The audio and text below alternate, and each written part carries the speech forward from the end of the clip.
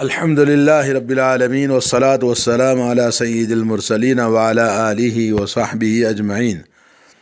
کتاب بلوغ المرام من ادلۃ الاحکام سے حدیث نمبر 34۔ ہریرہ رضی اللہ تعالی عنہ قال قال رسول اللہ صلی اللہ علیہ وسلم اذا استيقظ احدكم من منامه فليستنثر ثلاثا فإن الشیطان یبیت علی خیشومہ متفق علیہ۔ حضرت ابو ہریرہ رضی اللہ تعالی عنہ روایت کرتے ہیں کہ رسول اللہ صلی اللہ علیہ وسلم نے فرمایا، تم میں سے جب کوئی نیند سے بیدار ہو تو 3 مرتبہ اپنی ناک کو جھاڑ کر صاف کرے، اس لیے کہ شیطان ناک کے نتنوں کی ہڈی پر رات گزارتا ہے، رات بسر کرتا ہے۔ صحیح بخاری صحیح مسلم کی حدیث ہے۔ حدیث نمبر 35۔ وعنہ اذا استيقظ احدكم من نومه فلا يغمس يده في الإناء حتى يغسلها ثلاثا فإنه لا يدري أين باتت يده متفق علیہ وهذا لفظ مسلم۔ فرمایا حضرت ابو ہریرہ رضی اللہ تعالی عنہ کہ رسول اللہ صلی اللہ علیہ وسلم نے ارشاد فرمایا کہ تم میں سے جب کوئی نیند سے بیدار ہو تو 3 مرتبہ دھونے سے پہلے اپنا ہاتھ پانی میں نہ ڈالے، پانی کے برتن میں ہاتھ نہ ڈالے، کیونکہ اسے یہ معلوم نہیں کہ رات بھر ہاتھ کہاں کہاں گردش کرتا رہا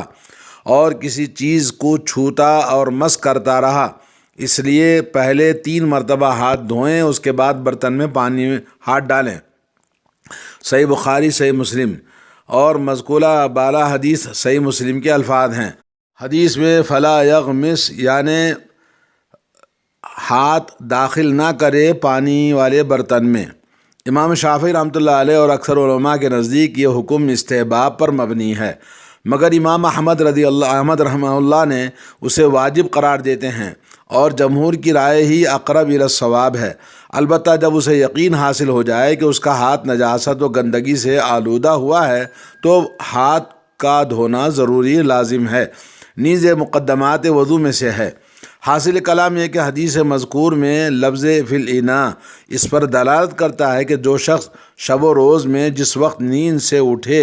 تو اس کے لیے مستحب ہے کہ کسی برتن میں ہاتھ ڈالنے سے پہلے اسے 3 مرتبہ دھو لے۔ یہ حکم ہر قسم کے برتن کے لیے ہے، البتہ نہر اور بڑا حوض ہے اور تالاب ہے تو اس حکم سے وہ مستثنیٰ ہیں اور ان میں ہاتھ داخل کرنا جائز ہے۔ علامہ ابن حجر رحمۃ اللہ علیہ نے بھی فتح الباری میں یہی رائے بیان کی ہے۔ حدیث نمبر 34 میں حضرت ابو ہریرہ رضی اللہ تعالیٰ عنہ کی جس میں اپنی ناک کو جھاڑ کر صاف کرنے کا جو حکم ملا ہے، وہ رات کی نیند ہو یا دن کی نیند ہو، جب بھی انسان نیند سے بیدار ہو تو وضو کرنا ہو یا وضو نہ کرنا ہو، مگر یہ کہ اس نیند سے بیدار ہونے کے بعد میں وضو کرنا ہو یا نہ کرنا ہو، بہرحال ناک کو جھاڑنے کا، ناک کو پانی چڑھانا، پانی چڑھا کے پھر پانی سے نکال کر صاف کرنا۔ اور اسی طرح سے بخاری کی روایت میں ہے اذا استيقظ احدكم من منامه فتوضأ، اللہ کے نبی صلی اللہ علیہ وسلم کی بخاری کے اندر حدیث یہ ہے کہ جب تم میں سے کوئی نیند سے بیدار ہو تو وضو بنائے، فليستنثر ثلاثا تو 3 مرتبہ ناک کو اچھی طرح سے جھاڑے، کیونکہ شیطان اس کے ناک کے خیشوم کہتے ہیں ناک کا اوپری حصہ، جو ہڈی کا جو حصہ جو ہے، جو اوپر کا دماغ سے جڑا ہوا ہے، اس حصے کو کہتے ہیں۔ بعض علماء کرام نے کہا کہ یہاں پر جو قید لگائی ہے کہ جب تم میں سے وضو بنانا ہو، تو وہ وضو کی قید کا مطلب یہ ہوا کہ وضو کرنا ہو تب یہ کام کریں، لیکن علماء نے کہا کہ وضو کرنا ہو یا نہ کرنا ہو، آپ اس کو ناک جھاڑنا چاہیے، کیونکہ شیطان وہاں پر رات گزارتا ہے۔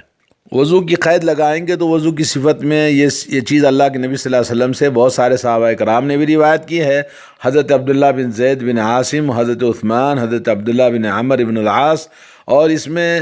استنثار یعنی ناک کو جھاڑنے کا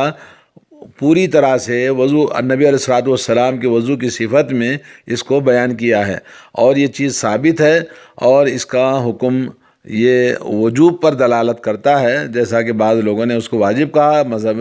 مسند کیا کہتے ہیں امام احمد بن حنبل کے مذہب میں، لیکن جمہور علماء نے اس کو مستحب قرار دیا ہے۔ تو اس حدیث سے حضرت ابو ہریرہ کی جو بات معلوم ہوتی ہے کہ ناک میں پانی چڑھانا اور اس کے بعد پھر پانی کو صاف کرنا یہ سنت ہے۔ اور یہ تاکید کے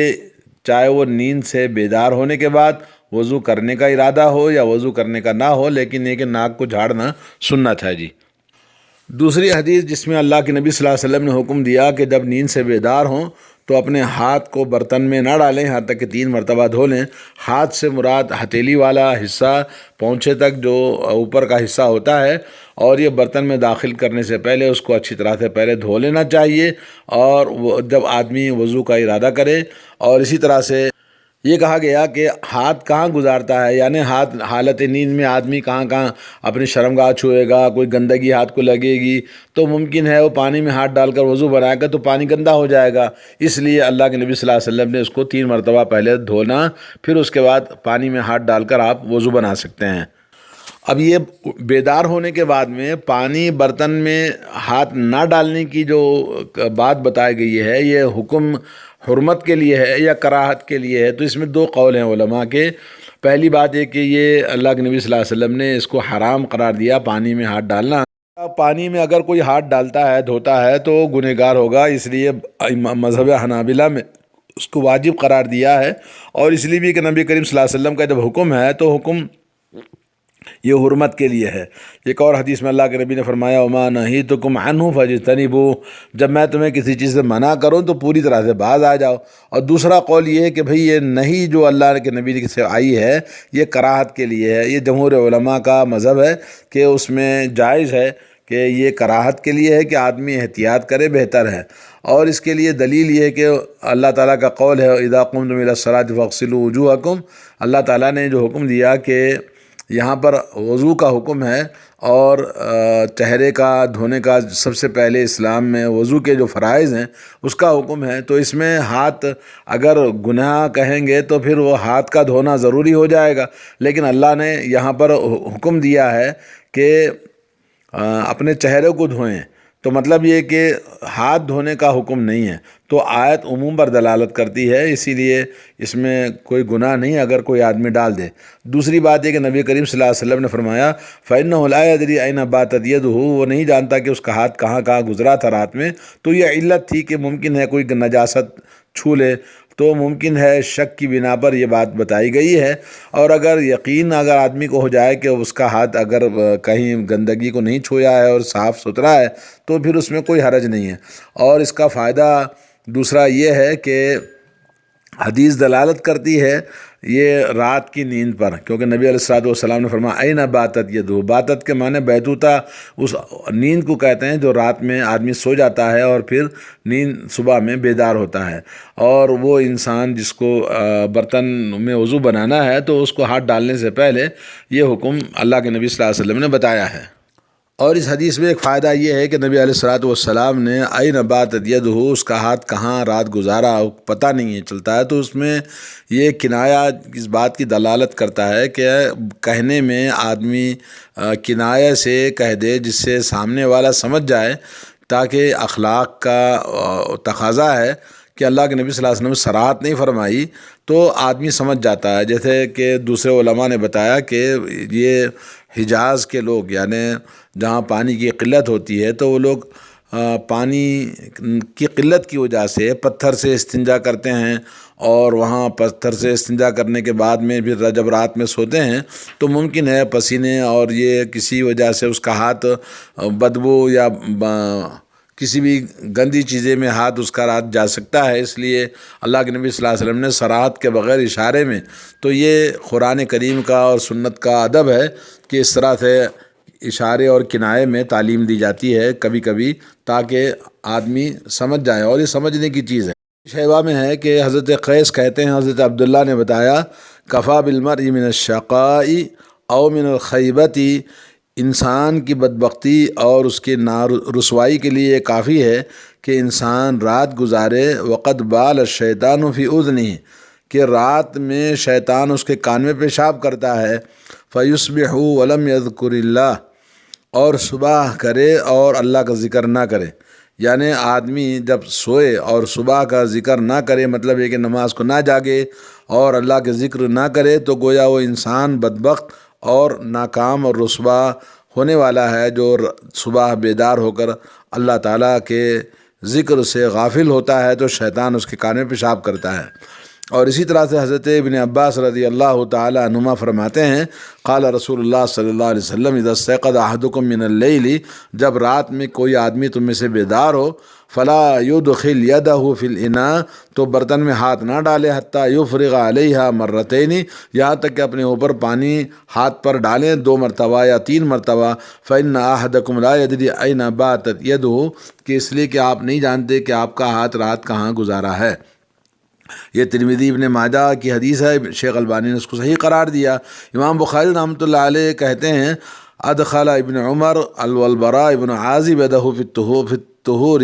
ولم يغسلها ثم توضأ، حضرت عبداللہ بن عمر حضرت براء ابن عازب نے اپنے ہاتھ کو برتن میں پانی ڈال کے نہیں دھویا، برتن میں پانی ڈال کے آپ نے وضو بنایا مگر ہاتھوں کو نہیں دھویا، تو اس کا مطلب یہ کہ حضرت عبداللہ بن عمر، حضرت ابن عباس اور وغیرہ اس کو یعنی ضروری نہیں سمجھتے ہیں، اور یہ ہاتھ پر پانی ڈال کر دھونا ضروری نہیں ہے، الا ہے کہ آدمی جنابت سے ہو، ہاتھ گندا ہو تو اور بات ہے۔ حضرت ابراہیم حضرت عبداللہ بن عباس رضی اللہ تعالیٰ عنہما سے روایت کرتے ہیں پھر رجل یغتسل من الجنابۃ فینتضح فی انائہ من غسلہ فقال لا بأس بہ، کہا کہ وہ آدمی کے بارے میں جو برتن میں پانی میں ہاتھ ڈال کے نہاتا ہے جنابت کے غسل سے، تو کیا اس کے لیے حکم ہے؟ تو کہا لا باس، یعنی کوئی بات نہیں ہے، دھو سکتا ہے، نہا سکتا ہے ہاتھ ڈال کے۔ مطلب یہ کہ ہاتھ دھونا جیسا کہ حدیث میں آیا ہے وہ کراہت کے لیے ہے، حرام نہیں ہے۔ ابن ابی شیبہ نے اور مصنف عبد الرزاق نے اس کو روایت کیا ہے۔ تو اس حدیث سے معلوم ہوا کہ دونوں ہاتھوں کا دھونا برتن میں ڈالنے سے پہلے یہ واجب نہیں ہے، بلکہ